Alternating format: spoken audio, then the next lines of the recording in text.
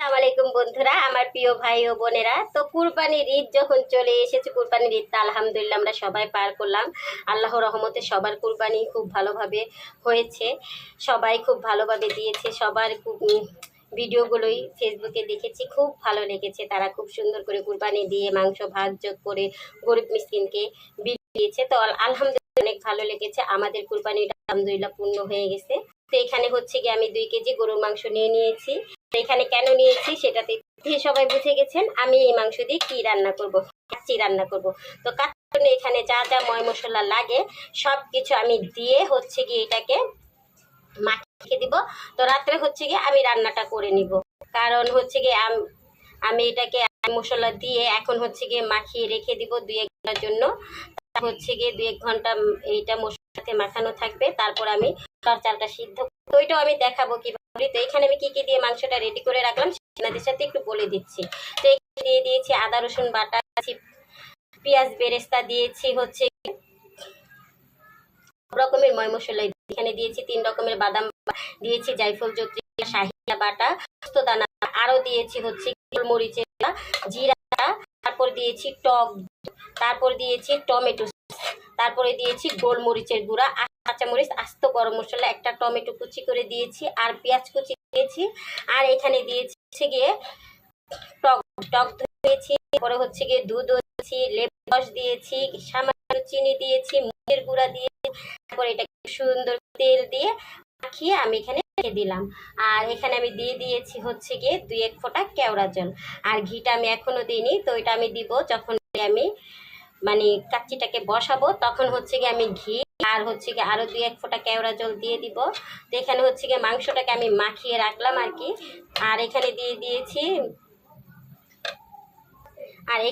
দিয়েছি আরো আলু বখারা, কিচমিচ। তো সবকিছু আমি দিয়ে, আর কিচমিচ আস্ত দিন একটু ছেঁচে ভাঙা ভাঙা করে দিয়ে দিয়েছি আর কি। তো এই তো সব ময় মশলা দিয়ে কাচ্চির মাংসটা আমি মাখিয়ে এখন রেখে দিব ঢেকে।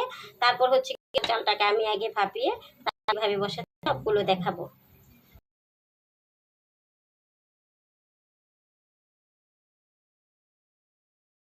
আমার মাংসটা মাখা শেষ। আর এখানে হচ্ছে গিয়ে আমি আস্ত গরম মশলা দিয়ে আর হচ্ছে গিয়ে লবণ দিয়ে পোলার চালটাকে হাফ সিদ্ধ করে নিচ্ছি।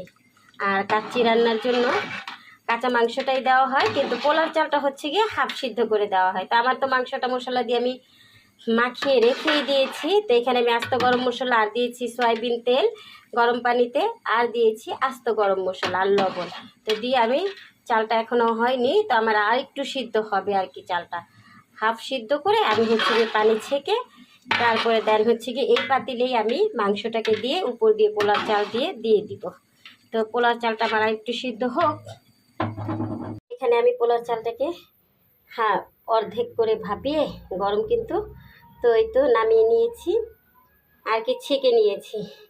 তো এখন হচ্ছে গিয়ে, তো এখানে কাচ্চির মাংসটা আমি আগে থেকেই তো আমার মাখানো ছিল। তো পেঁয়াজটাকে আমি ভেজে আর একটু তেল গরম করে উপর দিয়ে দিয়েছি। তো এখন আমি এখানে দিয়ে দিব অল্প কিছু মাওয়া। মাংসটার উপরে আমি অল্প কিছু মাওয়া দিয়ে দিচ্ছি। আর এখানে কিন্তু সব ময় মশলা দেওয়া ছিল, আলু বোখারাও দিয়ে দিয়েছিলাম, কিচমিচও। তো এটা আমি দিয়ে দিলাম। আর এখন হচ্ছে গিয়ে আমি পোলার চালটাকে আস্তে আস্তে চতুর্দিকে ছড়িয়ে দিব। তো পোলার চালটাকে আমি দিয়ে তারপরে দেখাচ্ছি। তো এই তো এখানে চালটা আমার দেওয়া শেষ। আর এখন হচ্ছে গিয়ে চালের উপর দিয়ে আমি আরেকটু মাওয়া আর কাঁচামরিচ আমি ছড়িয়ে দিব। তো মাওয়া আর কাঁচামরিচটা আমি দিয়ে দিলাম। আর এখন দিব হচ্ছে গিয়ে দুধ, আর লবণটা কিন্তু আপনারা পরিমাণ বুঝেই দিবেন। তো আমি দিয়ে দিলাম দুধ। আর এখন দিয়ে দিব হচ্ছে গিয়ে ঘি। আর আমার লবণটা অবশ্যই আমি একটু চেটে চেটে দেখেছি যে হ্যাঁ মাংস তো হয়েছে। আর পোলার চালে তো দিয়েছিলাম আমার পরিমাণ মতো। আর এখানে আপনারা চাইলে জাফরানের রঙও দিতে পারেন, জাফরান ভিজিয়ে। তো আমার কাছে জাফরান ছিল না, তো আমি হচ্ছে গিয়ে এখানে জর্দা রং যেটা সেটা ব্যবহার করছি আর কি, অরেঞ্জ কালারটা একটু আসবে। আর কাচ্চিতে তো এটা জরুরি যে একটু অরেঞ্জ কালারটা থাকবে, কালারফুল। কাচ্চি বলতেই তো কালারফুল হয়। আর কাচ্চিতে তো এমনিতেও আমরা জানি অনেক মশলা লাগে, তো এই তো আমি একটা বাটিতে দুধ দিয়ে জর্দা রংটা গুলিয়ে রেখেছিলাম, তো এটা দিয়ে দিলাম।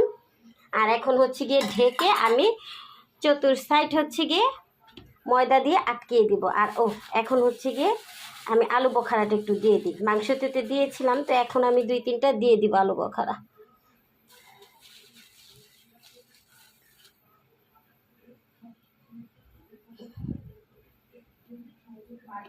তা এখন হচ্ছে গিয়ে আমি ঢেকে এটাকে বসিয়ে দিব।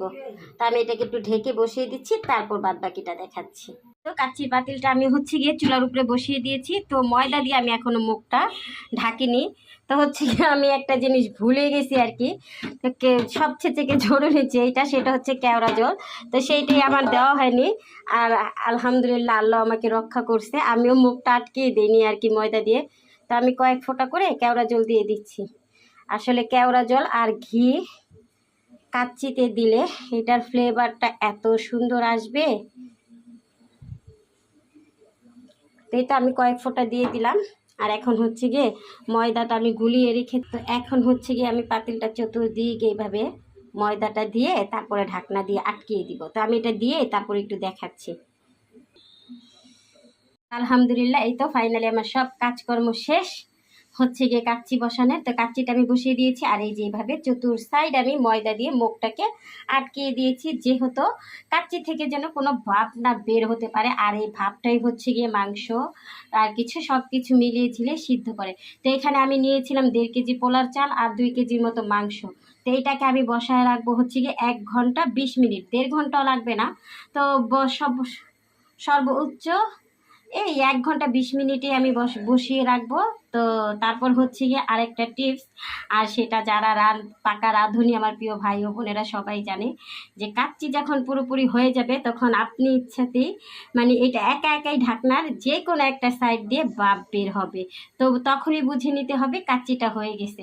তা আমি আপনাদেরকে আর একটা ধারণা দিয়ে দিলাম আর কি, আমার মাপ অনুযায়ী, যেহেতু এখানে হচ্ছে 2 কেজি মাংস আর 1.5 কেজি পোলার চাল, তো আমার সব কিছু মিলিয়ে এখানে 3.5 কেজি আছে আর কি। তো এই 3.5 কেজি হতে আমার সময় আমি যেহেতু আরও কাচ্চি রান্না করেছি, তো 1 ঘন্টা 20 মিনিট পর আমি হচ্ছে গিয়ে ঢাকনাটা খুলে আপনাদেরকে কাচ্চির ফাইনাল লুক দেখাবো।